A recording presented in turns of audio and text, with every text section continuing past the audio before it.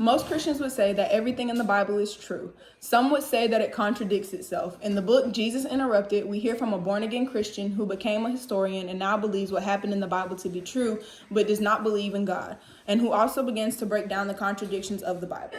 This book was written by New Testament scholar Dr. Bart E. Ehrman.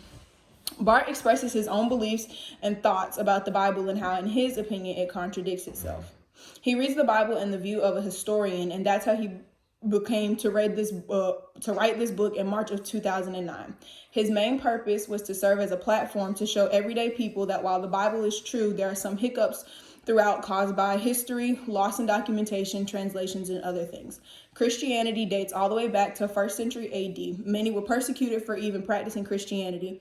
It spread into Northern Europe and Asia. While Christianity is ridiculed and talked against, it has become one of the most practiced religions to date.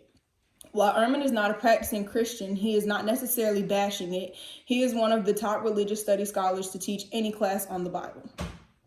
The book's main purpose is to teach the contradictions of the Bible. Like stated before, the book is not to bash the religion, nor is it to bash the Bible. The purpose is to emphasize different points that have been made and taught in other areas of the world over and over again. He mentions some of the books of the Bible that are actually not necessarily written by who they state to be written by.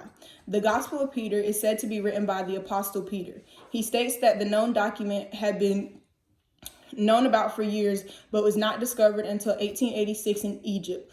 Learning that and finding a piece of the book that he realized was started off as a sentence fragment instead of something that was fully written. The document was buried in the hands of who they thought to be a monk. This was said because the book was found with him. The book that was found with him was considered to be a sacred text. Other books such as Matthew, Mark, Luke, and John were all written anonymously, even though they were given authors. Another situation would be the Apocalypse of Peter. This also made it into the New Testament. The Apocalypse of Peter talks about the future of people and what happens to people's souls when they die. It gives a first-hand account of heaven and hell. Jesus gives a guided tour to Simon Peter, the disciple, and is the first motif of heaven and hell in the New Testament. This tells how people are punished for their sins while they were living, and it also tells how hell was and what people look like according to their sins.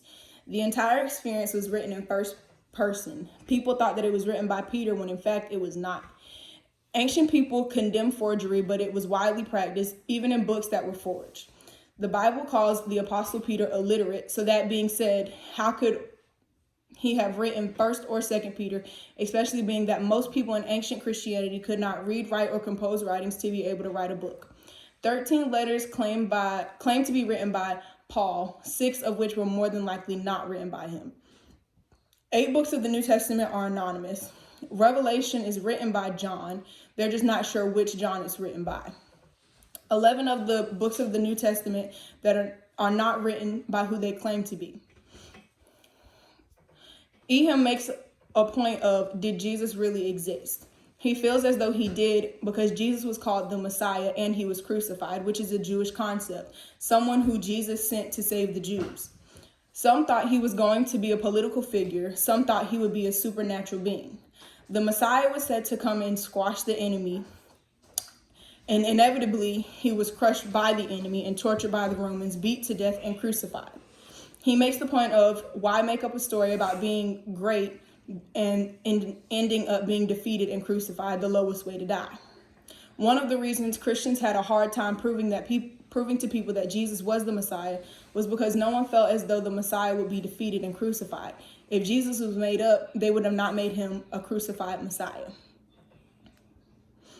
This benefits society because we can learn, as older church members would say, and rightly divide the word. Instead of reading it just on the surface, we can really read into it. This shows that you have to pay attention to who you are reading about and what you are reading about. This now shows that even though the Bible has contradictions, it is not in a sense to make people become unbelievers. There are honestly just some hiccups that most don't realize. Some may call it blissfully ignorant. Who knows?